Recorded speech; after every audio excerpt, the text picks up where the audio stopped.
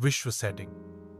ज्वाला सागर। बहुत समय पहले समुद्री देवताओं के बीच एक विशाल युद्ध ने पूरे समुद्र को ज्वाला सागर नामक जलते हुए समुद्र में बदल दिया। जल जो जलता है फिर भी जहाज उस पर तैरते हैं। केवल सबसे बहादुर समुद्री लुटेरे यहां पाल चलाने की हिम्मत करो।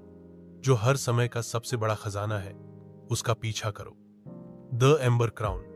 कहा जाता है कि यह भाग्य को स्वयं फिर से लिखने की शक्ति प्रदान करता है। मुख्य पात्र कैरो एशवीन कैरो एक तेज आवाज वाला निडर किशोर है जो एक पुराना झुलसा हुआ समुद्री डाकू कोट और चश्मा पहनता है। वह एक तैरते हुए कबाड़खाने में पला बड़ा है और अग्नि राजा।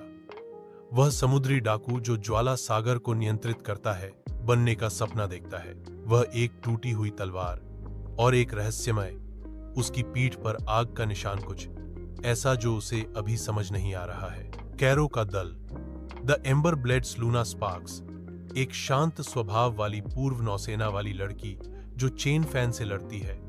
वह दल की दिमाग है। ग्रब्टी आयरन बेली एक विशाल हौंसने वाला लोहार जो लावा चट्टाने खाता है और नंगे हाथों तोपों पर मुक्के मारता है। टिको एक गुस्सैल आग का छोटा सा प्राणी एक जार में जो बुरी सलाह देता है लेकिन गुस्से में फट सकता है। द ब्लेज कोर फल। कायरो गलती से ब्लेज कोर फल खा लेता है जिससे उसे आग को नियंत्रित करने और अवशोषित करने की शक्ति मिलती है, लेकिन जितनी अधिक आग वह उपयोग करता है उतना ही यह उसके जीवन को जला देता है। The grand fire map the lake पर जलते हुए मानचित्र का एक टुकड़ा जिसके बारे में कहा जाता है कि यह ज्वाला सागर के केंद्र में छिपे एम्बर क्राउन की ओर ले जाता है, लेकिन कई अन्य समुद्री डाकू सरदार भी इसके पीछे हैं। कप्तान विडो ऐश भूत समुद्री डाकू जो एक जहाज में काले आग की लौ। जनरल सल्फर एक सरदार जो जहरीली गैस का उपयोग करता है और आग से नहीं डरता। द मिरर ट्विंस इनाम पर शिकार करने वाले जो देखी गई शक्तियों की नकल करते हैं। अंतिम झटका जैसे ही कैरो जलते क्षितिज को देखता है वह उत्स यदि समुद्र जलता है तो मैं और अधिक जलूंगा। चलो ज्वाला समुद्र में तब तक सवार हों जब तक हम सूर्य को स्पर्श नहीं कर लेते। अध्याय 2 काला ज्वाला जहाज। अंबर ब्लेड्स ग्रैंड फायर मैप द्वारा छोड़े गए चमकते अंबर ट्रेल का अनुसरण करते हुए फ्लेम सागर में गहराई तक जाते हैं। उनके नीचे समुद्र टूटता और फुसफुसाता है।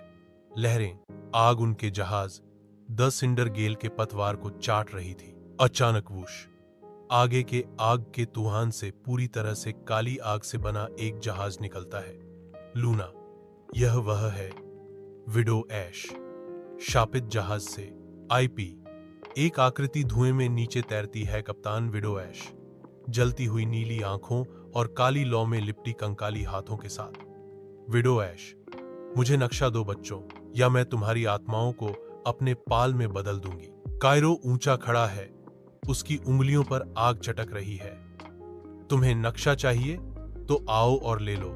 भूतिया युद्ध शुरू हो गया। लूना अपनी चेन पंखों से काली आग को विक्षेपित करती है, उन्हें हवा के टरबाइन की तरह घुमाती है। ग्रब जलते हुए तेल में पेट के बल गिरता है ताकि भूत के गुर्गों को पटक सके। टिको पूरे गुस्से में फट जाता है और शापित मस्तूल का एक हिस्सा निकाल देता है।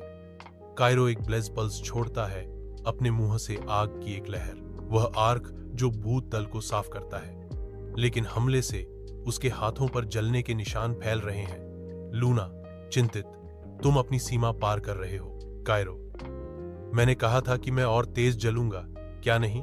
अध्याय एम्बे क्राउन सीक्रेट्स। विधवा ऐश से बचने के बाद दल एक तैरते हुए ज्वालामुखी द्वीप पर उतरता है। चारब्लेज एटोल जो अग्नि भिक्षुओं का घर है जो ज्वाला सागर के रहस्यों की रक्षा करते हैं।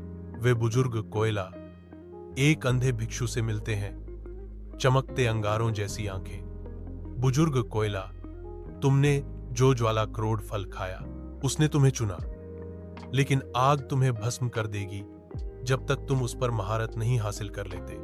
तुम्हें ज्वाला हृदय फोर्स ढूंढना होगा जहां पहली आग थी जन्म हुआ।